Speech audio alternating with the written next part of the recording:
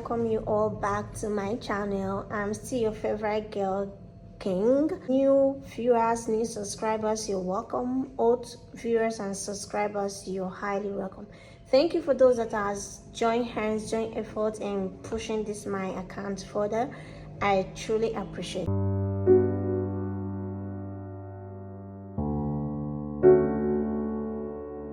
After my last video of the reasons and benefits why I studied Chinese language, I received some direct message from my WhatsApp, though they are from my contact, asking me how and where they can actually learn this Chinese, or if they can actually learn it by themselves. So I decided to give you a video of how you can learn this Chinese if you want to learn it by yourself. In this video, I'll give you step-by-step guides and explanation of how you can actually learn it by yourself. 8 contents in this video and guidance and explanation on how you can really go about it.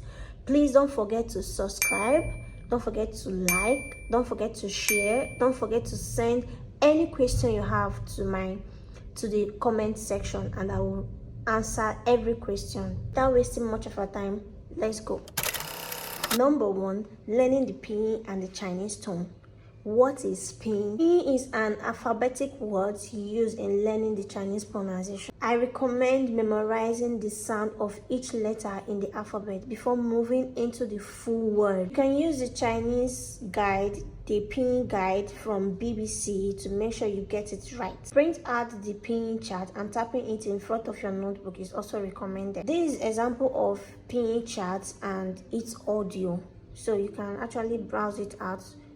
Check it on YouTube, you can get it to download. The pinyin chart does not just tell you about the phonetic pronunciation of the word, it also tells you about the tones of each syllable. You probably already know Chinese is all about a tone language. Literally everything about the pronunciation is all about tone. Example, if you want to pronounce the word mother in Chinese, which is ma, and you mistakenly pronounce the word ma or ma, you're automatically saying a different thing. So you must learn the tones very well in order for you not to make mistake in your pronunciation. There are 4 tones and 1 neutral tone, which in total are 5 tones. Pinyin chart, you get all the 5 tones and learn them correctly. Number 2, set goals and a study plan. Before you dive into vocabularies and grammar, first set a Chinese learning goal and set a study plan. Having a solid routine that works to a realistic goal is as important as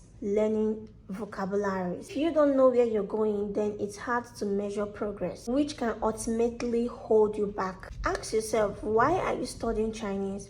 Are you studying Chinese so you can go live in China? Are you studying Chinese because you want to start business? Are you learning Chinese because you want to be watching Chinese movie without subtitles? Goals you are setting should be your motivator. Give yourself time and be devoted to study. It's okay to start little, especially to the language you have not studied before.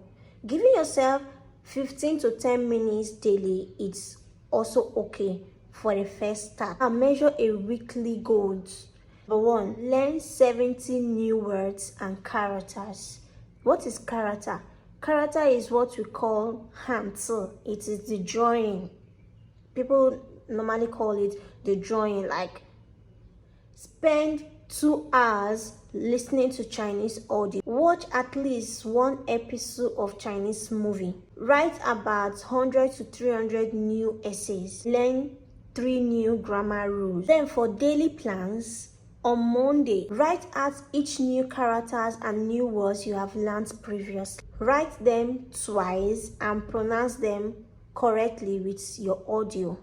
Tuesday, spend like 30 minutes revising new characters and words. Flashback and watch at least 1 or 2 Chinese episodes. Wednesdays, focus on grammar, learn some new grammar and apply them in the goals. Thursdays, write a Chinese essay and practice learning them using your audio. Fridays, listen to another Chinese audio and radio. Saturdays, test record of new grammar, new character, new words, the tones, just recall everything. Sunday, you can take a rest. During my own time, Sundays that is meant to be the rest day, I find it very difficult to even rest.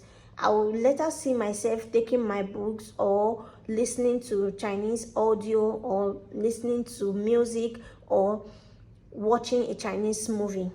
So that is very important to plan out how much time you're going to use during these activities. That means you won't be sidetracked, you'll be focused and on your way completing your goals. Number 3, start with Chinese basic words like greeting. Now you are ready to learn the basic. As of every other language, learning the basic and the greeting should be your number 1 priority. Learning common words like this shouldn't be a problem to you because it is the foundation, the basic of Chinese language. One helpful tip is for you to learn the individual basic language as you go daily. Learning individual words and phrases will make things very easy. Be able to see the logic and of course expand your vocabulary. You can continue learning greetings and basic phrases with resources from the Chinese Tools website or via Mandarin phrase book like Lonely Planet. It's also okay. You can get some phrases there. It's fine. Make search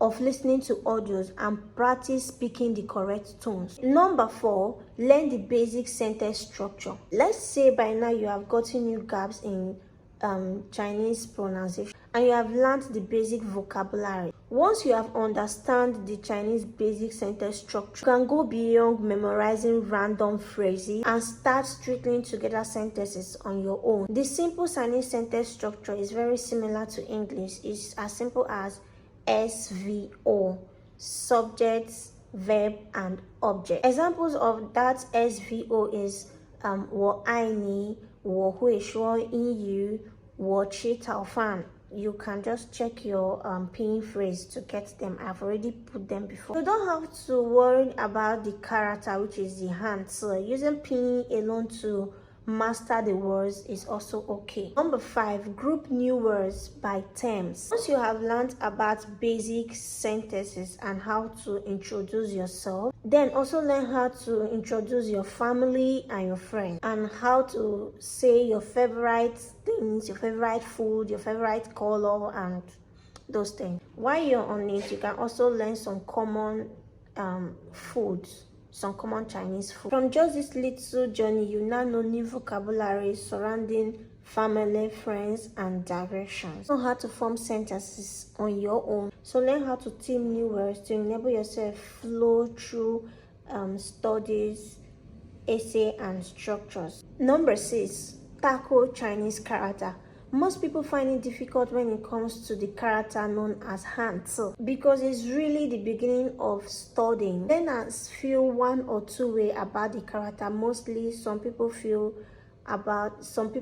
intimidated, and while some people feel pretty cool. My own opinion, they are both intimidating and cool. Chinese character is somehow difficult and at the same time demotivates you. It is very helpful to know the basic vocabularies and character before tackling the Chinese character, because before you have spent time with the languages, the vocabulary, the grammar, it won't be that new to you when you see the character. So with pinyin alone, you can also learn the speaking, the writing, and the listening skills. For further learning of your Mandarin, you should study the character, learn the character, so that whenever you see it, you can be able to recognize what it is and you can also be able to pronounce it. You can get yourself this book here for your character. The book covers you from HSK 1 to HSK 6. Number 7, use language app.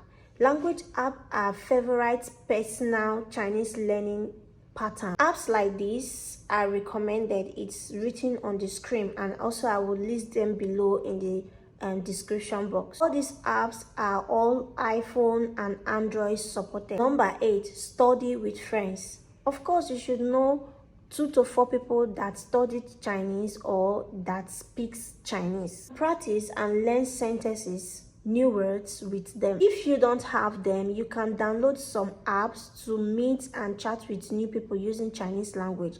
Those apps are like Hello Talk, My Language Exchange. Watch YouTube videos that they teaches Chinese language and take down every step of new words. Form your own sentences and always seek for correction. Don't be shy whenever you make mistakes. Rather, always try to make sentences.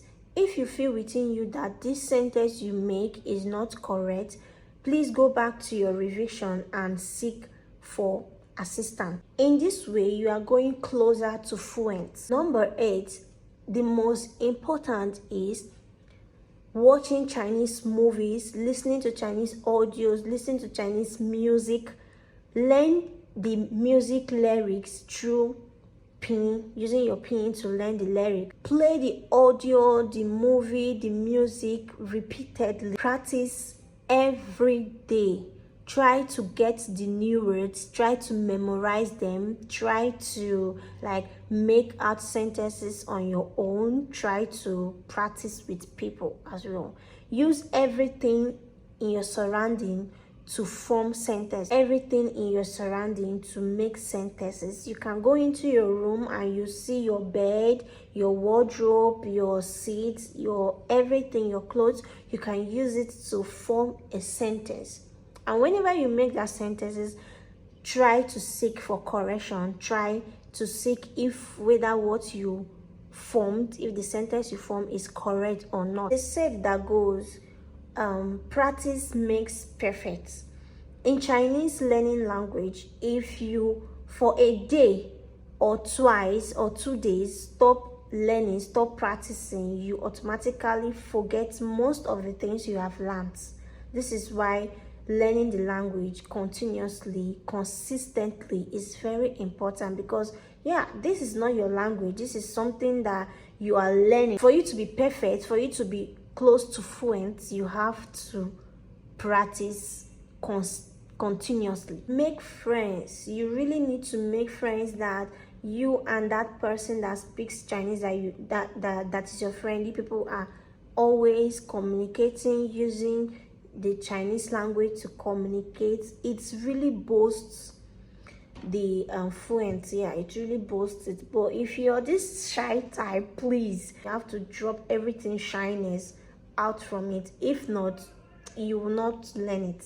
You will not learn it. If you're this introvert, you have to remove the introvert and then bring out the extrovert inside of you so that you can be able to learn it. Because when you bring out yourself, you can learn it. If you just say, okay, you want to be learning it inside, reading the book, watching movies, listening to music and all the rest without speaking, without saying it, then you're automatically not doing yourself good. You're not doing yourself well. So many people find it very difficult in speaking. Not that speaking is difficult or is easy, but the main reason why people find it difficult in speaking but they prefer typing is because you see somebody, the person will read a full textbook, but without practicing it in the spoken language, automatically you won't know what to say. Even if you see even if you want to interact with somebody, you won't know what to say, because I've read a full textbook but you are not practicing it, you are not speaking, you are not being oral,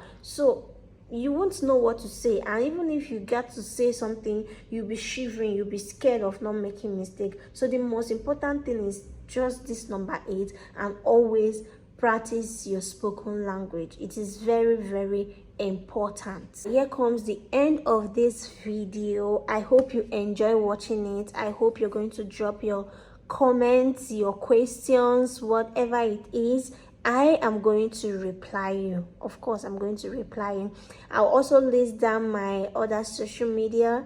You can follow me, check out my handles as well. Thank you for watching my video. I love you all.